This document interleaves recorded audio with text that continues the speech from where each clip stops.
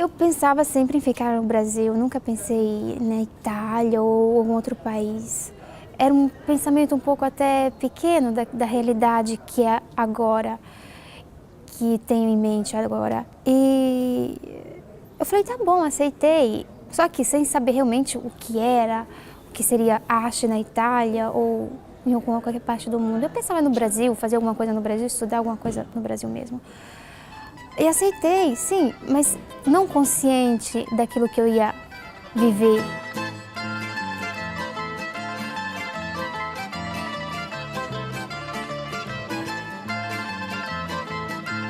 Eu sinto muita saudade do Brasil, mas eu, desde criança, eu sou como... Sabe aqueles cachorro vira-lata? Onde tem comida e o lugar para dormir, ele se adapta. Então, eu sou assim, eu tenho saudade do Brasil. Quando eu estou no Brasil, eu procuro usufruir o Brasil de uma maneira, digamos assim, muito profunda. Eu faço tudo aquilo que eu posso, dentro do limite. Mas quando eu estou na Itália, quando eu estou no Brasil, eu sinto saudade da Itália, porque a Itália agora é minha casa. E quando eu estou aqui na Itália, eu sinto saudade do Brasil. Então, eu acho que de formação, hoje eu sou, digamos assim, eu sou preparado para trabalhar com os europeus. Então, eu sou europeu nesse senso, mas de coração sempre brasileiro. E meu objetivo era fazer arte, estudar. E eu consegui fazer aquilo que eu queria.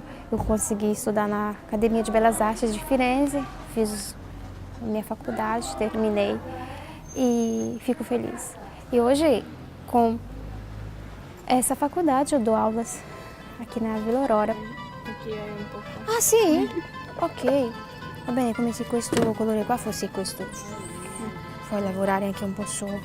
Non mai? Sì, poi aspetta, prima qua. Cos'è questo? Seccando. No, l'olio questo. Mettiamo un po' l'olio nel pennello. Prima, sempre l'olio. Aqui eu já fui zelador, já fui jardineiro, já fui tudo aquilo que você imaginar. Já fui pintor, já fui encanador, só não fui eletricista porque é proibido, mas de todo tipo de trabalho que você possa imaginar em uma escola, eu já fiz. Até cozinheiro eu já inventei de fazer, mas aí não deixaram muito por causa da minha não capacidade de cozinhar. Hoje eu sou pastor da escola, sou capelão da escola, eu cuido dos estudantes de teologia e cuido também dos meninos americanos que estudam línguas aqui. Italian is not the main language in the world to be learned. First of all, there is Spanish, maybe French, and then Italian. And they come here to live an experience because Villa Aurora, and this is famous for this reason. Villa Aurora is a big family. It's a small, I think it's the smallest school in the world, college. In Europe, sure, but it's a big family, so they can experience a new life because in those big campus, they are just numbers. Here they become part of the Villa Aurora family.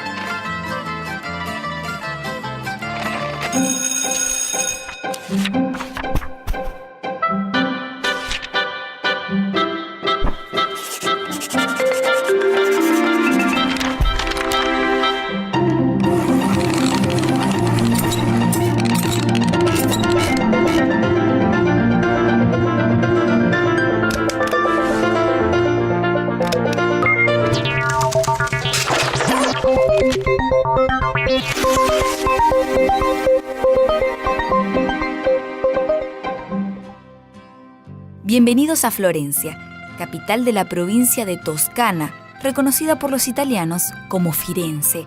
Fundada por los romanos 50 años antes del nacimiento de Cristo, esta ciudad es también cuna del Renacimiento italiano y el lugar donde surgieron importantes personajes de la historia política, del arte y la literatura universal. Dante Alighieri, Leonardo da Vinci, Nicola Machiavelli y la familia Medini son tan solo algunos de los fiorentinos que dejaron huella en la historia del mundo. Es aquí, en el corazón artístico de Italia, bajo el sol de Toscana entre montañas y olivos, que estudiantes procedentes de todas partes del mundo llegan no solo para aprender el idioma, sino para vivir esta cultura, sobreviviente del tiempo y gran influencia, incluso para sus futuras generaciones, ahora dispersas por todas partes del globo. The school at the beginning was built in 1947 after the Second World War by the church, and it started with a very a small number of students.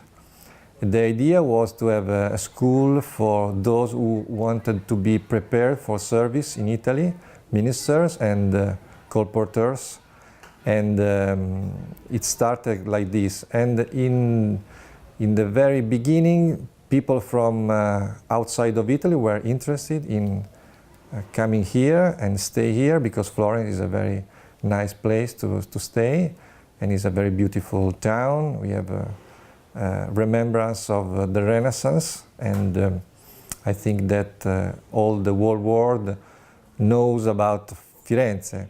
It's a very well-known city.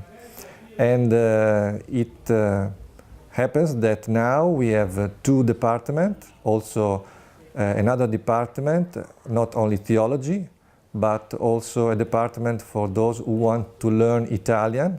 And we teach not only the Italian language, but also the Italian culture, the Italian cooking, and the Italian art. That is also something that is well known in the world. I decided to come to Italy because I took a trip here a few years ago, about 7 years ago now, and I really got a taste of the culture then. It was only for 2 weeks, but even then, like, I fell in love, just having come here at that time. And then the opportunity to come back presented itself, and I jumped at it. The fact that Florence is the place where Renaissance was born is something that attracts people, many tourists, and students who really like art and music and history.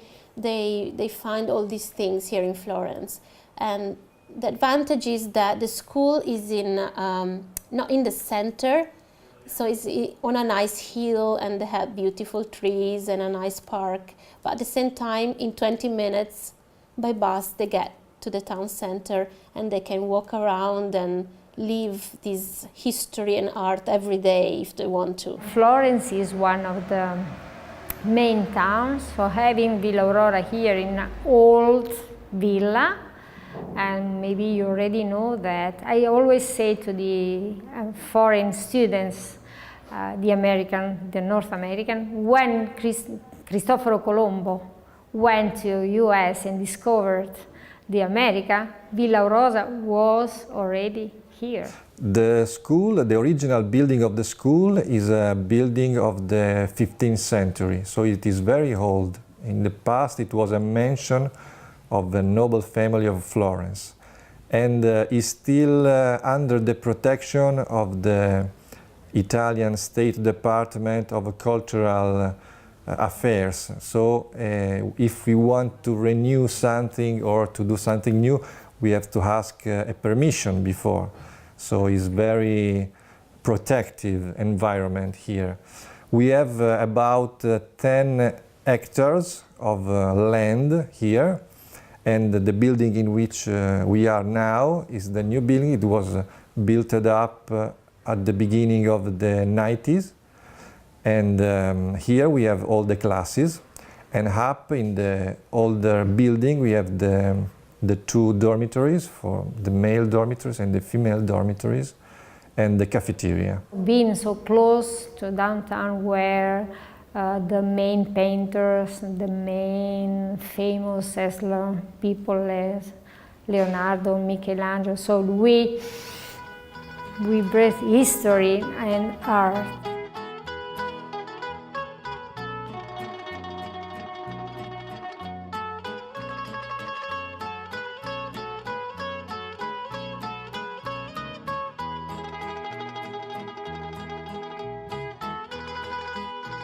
It's definitely inspiring. If you look to your right, there's like blooming flowers. It's like Florence. It's the countryside. You have like trees, you know, things you wouldn't see in your backyard back at home. It's definitely like inspiring. You feel like it's a muse. So I definitely feel like this stimulates me as an artist to like paint what I see. So it's pretty cool. Italy is a very old culture, and it has its roots back in the past, is well rooted in the past, but it is also a very interesting way of life because it's a very relaxed way of life, and sometimes it is looked as a model for many people. Also the cooking, the Mediterranean cooking is a healthy cooking, and it's also full of flavor. I'm learning how to make a sauce and some pasta. He's a magician. He puts in a little bit of this, a little bit of that, and I'm learning little by little. So it's a really, really important lesson for me. So that when I go home, I can survive by myself the right way, the Italian way. So. Did you ever think about cooking before? Yeah, my mom has taught me a little bit at home. Since we don't have girls at home, she decided to teach me. And so this is kind of like a passion sort of mine. Even though my way is a little different than his way, I'm still learning, obviously. Filippo, hai paura? Io imparo di te. Sì. Tu sei mago, un mago della cucina.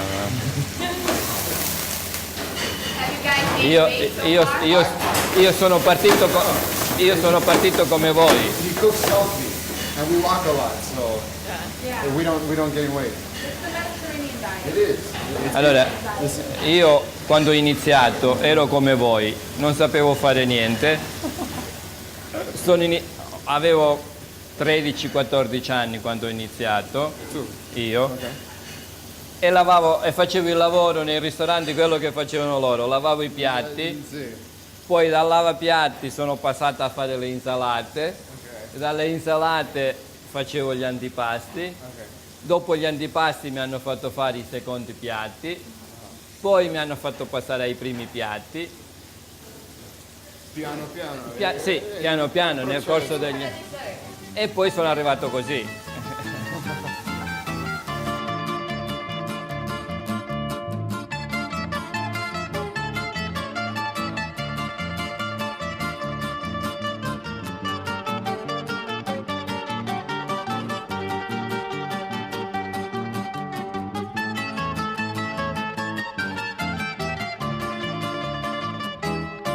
I think what's special is that it's not too big, so it's not impersonal, and it's a bit more like a family, and we don't have that many students, so we can take our time to take care of their needs individually, and we usually try our best to do that. I think that's the strength of Villa Aurora.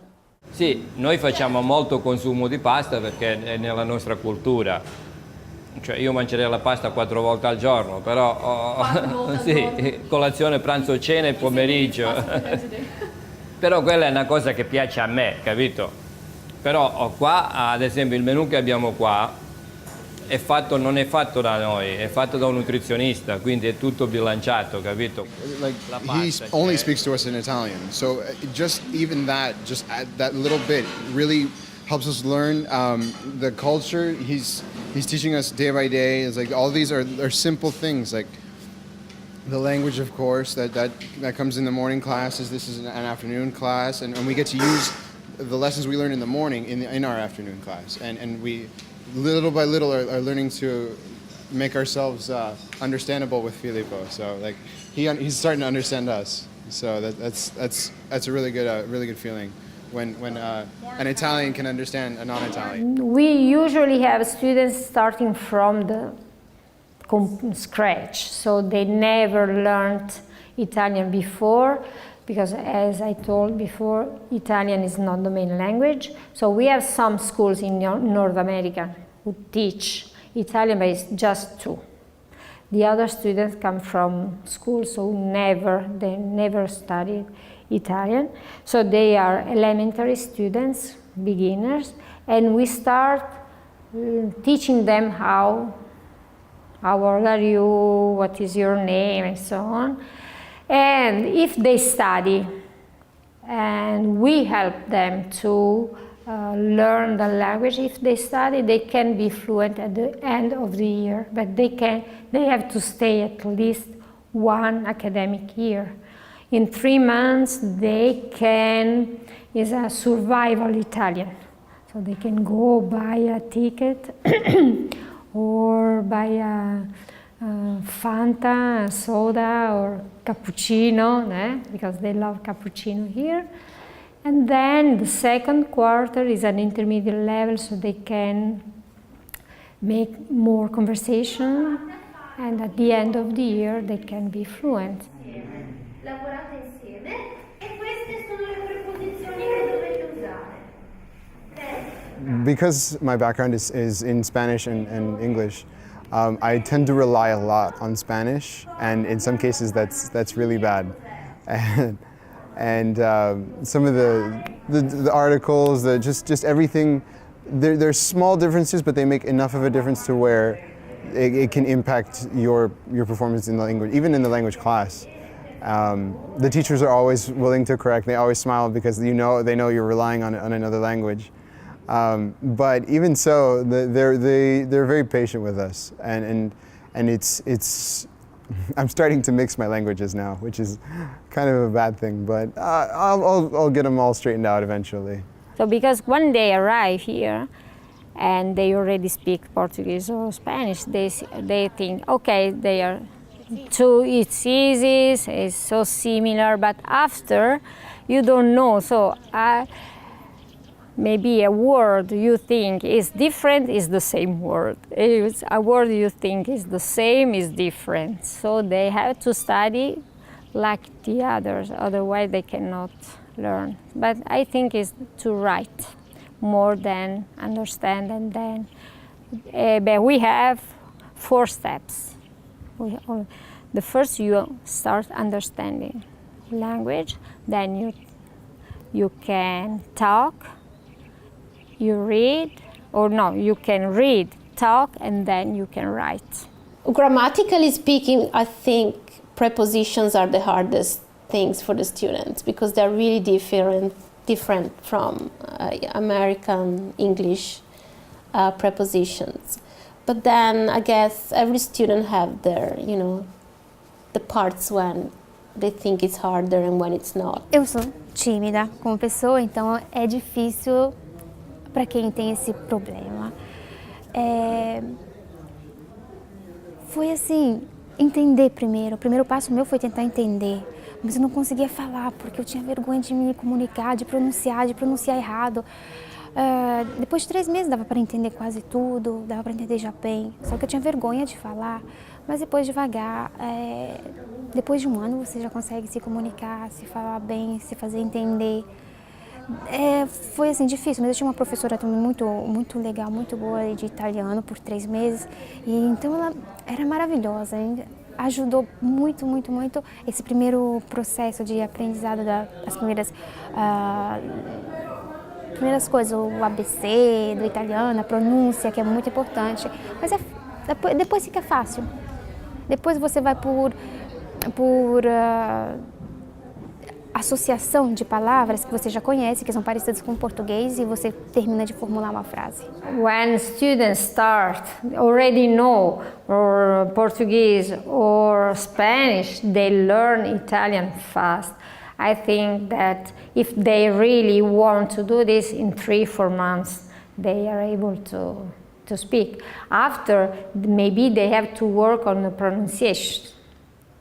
So we have also classes for phonetics, because you can learn, but it's harder to pronounce in a correct way. And then it's not only the spoken language, we teach how to write and the first quarter, and then to write in a more complicated way. So we start from just sending a postcard, ciao, come stai, sono a Firenze. At the end of the year, they are able to prepare a composition about or finding a job, or just they write. They read an article and then they can make a report. So they have an advanced Italian. Okay, it's just not only to learn the language in a simple way. And this is ready in 3-4 months. But how to write and how to pronounce it, and maybe a technical language, you need more time.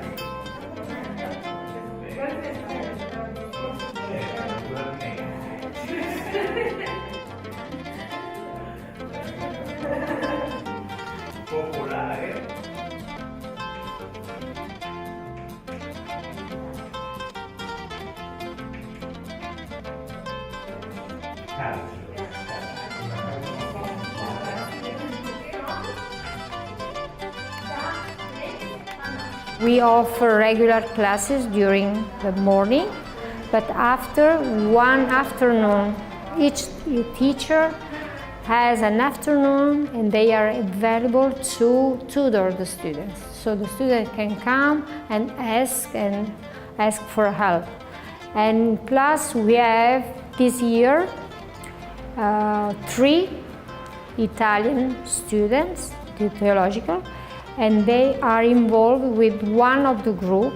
So each group has a tutor, extra classes, and they are ready to help them to prepare conversation, to practice with them, because I think that when they talk with or they speak with a teacher, they are always a little bit scared and afraid.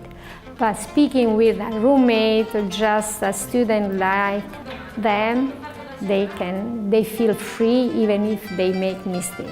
I'm taking a regular language class. We're progressing, I'm in the advanced class, and we're progressing at a decent speed. We're also taking applied language where we simply only conversate. And that is the major focus of the class. I'm taking a phonetics class, which is helping my pronunciation, because in Spanish I tend to slur my words a lot. And in the phonetics class, I'm really learning to enunciate every single letter, which is crucial for Italian.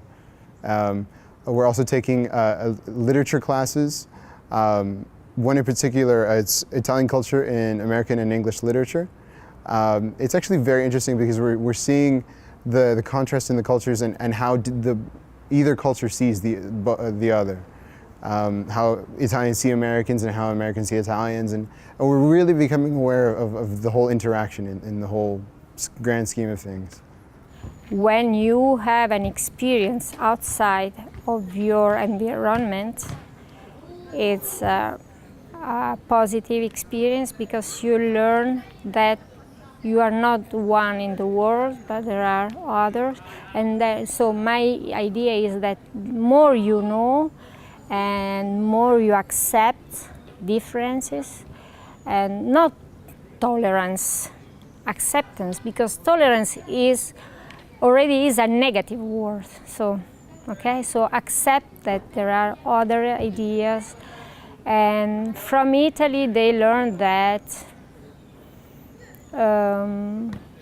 first because Italians are not mafia, and we are warm people, and also history. But the first and above all, I think that they open their mind, and I think it's the same experience to be in Italy or all over in the world. O que essa escola tem de especial, Silvio? Para mim, ela tem de especial, aliás, ela é profundamente especial para mim porque ela forma os pastores italianos. Então, eu acho que essa escola ela deve existir, ela tem que existir, porque dentro da crise como eu posso dizer, de chamada, hoje, por exemplo, a Itália sofre uma crise no senso, os jovens não querem mais fazer teologia, nem na Igreja Católica e nem em nenhum outro lugar, porque a faculdade aqui ela é muito forte, as universidades são muito fortes, tem muita possibilidade de fazer outros cursos, muita possibilidade de ganhar, digamos assim, dinheiro. Então, as pessoas não querem muito saber de teologia. Então, cada menino que chega aqui é uma bênção para a igreja, é uma bênção para a sociedade. Então, essa faculdade ela é importante para a igreja e ela é importante para mim, para a formação dessas pessoas. Tem saudade do Brasil? Tenho, porque é sempre a primeira casa. É onde você nasceu, onde você cresceu, o seu primeiro contato com o mundo, o que você conhece do mundo através do lugar onde você nasceu, onde você cresceu. Então fica sempre aqui dentro. Quando eu estou aqui, sinto saudade do Brasil. Quando eu estou no Brasil, sinto saudade do macarrão italiano, do espaguete. Tenho saudade da paisagem daqui. Que já é sua casa também. Sim, mas ao mesmo tempo, eu não me sinto em casa nem aqui, nem em casa no Brasil. Porque creio que é o projeto de Deus, né? Você não ter aquela sensação de casa em nenhum lugar, porque nossa casa não vai ser aqui. Vai ser no céu. Você também não se sente sozinha? Não, não, sozinha não. Com o Silvio, meu esposo, a gente juntos aqui com 2 brasileiros, é muito legal. Pero para llegar es necesario primeramente salir y dejar. Partir hacia lo nuevo es pisar en lo desconocido, vivir la incomodidad, la incompatibilidad y la impotencia ante aquello que se desconoce. Pero es justamente por eso, por lo que partir será siempre una rica oportunidad para aprender. Partir y también sentir nostalgia, porque dejar atrás no significa necesariamente abandonar, sino recordar, sintiendo ese vacío dejado en nuestro interior por aquello que queremos. Solamente partiendo se tendrá la chance de experimentar con los propios ojos, oídos, nariz, pies y manos lo que antes era apenas la experiencia de otros. Agradeço a Itália pela acolhência, a escola também, que acolhe a gente, como brasileiro, trabalhando aqui pela obra. Agradeço também a Igreja Adventista, porque é essa coisa linda, maravilhosa no mundo todo. E a gente sempre se possa sentir um pouquinho em casa, dentro sempre da obra.